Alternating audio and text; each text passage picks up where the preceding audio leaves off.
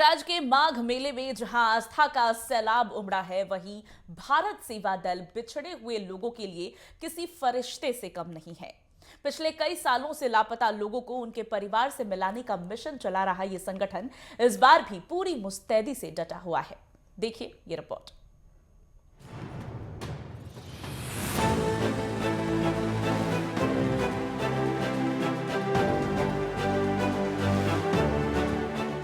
पिछले 8 दशक से भारत सेवा दल का मिशन लापता लोगों को उनके परिवार से मिलाना है। उत्तर प्रदेश के प्रयागराज में चल रहे माघ मेले में ये संगठन गुमशुदा लोगों को उनके परिजनों से मिलाने की पूरी कोशिश कर रहा है।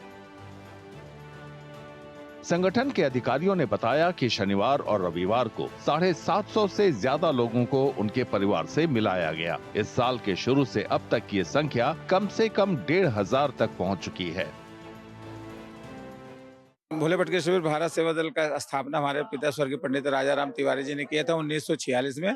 इस वर्ष शिविर का 80वां साल है और कल से ही बहुत भीड़ लगी। कल 450 से अधिक महिला पुरुष 5 बच्चे को मिलवाए थे और आज अभी 300 महिला पुरुष हो गए हैं। बच्चों की संख्या अभी 3 है और 1 जनवरी से अभी तक करीब 1500 की संख्या पार कर गए हैं, महिला पुरुष और बच्चों की। उनके रहने खाने की पूरी व्यवस्था है। नहीं मिलने पर अगर वो अपने घर का पता बता पाते हैं तो उनके घर तक भेजने की पूरी व्यवस्था है। संगम पवित्र जल संग्रह स्थल और भारी संख्या में इंसानों के जमावड़े के लिए मशहूर है। परिवार से बिछड़ने वालों की खबरें आम हैं। जरूरतमंद श्रद्धालु गुमशुदा लोगों के शिविर में उम्मीद लेकर आते हैं।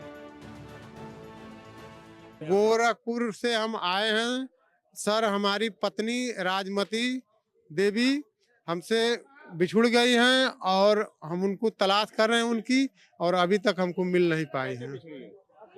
घाट पर उनको बैठा के हम जो है दाढ़ी बनवाने के लिए नाई को खोजने लगे और दोबारा हम उनके तक वहां तक पहुंच नहीं पाए और रास्ता भटक गए सर। अब हम तो यहाँ पे आए हैं, अब वो कहाँ पे हैं कोई पता नहीं है।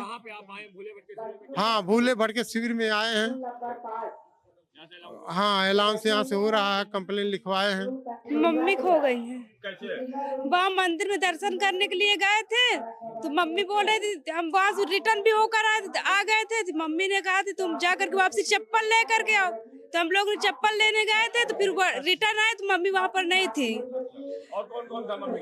मम्मी थी, दादी थी, चाची थी और बड़ी मम्मी थी। तो इस समय कहाँ पे आई आप? भोले भटके शिविर में क्या कर रहे हैं?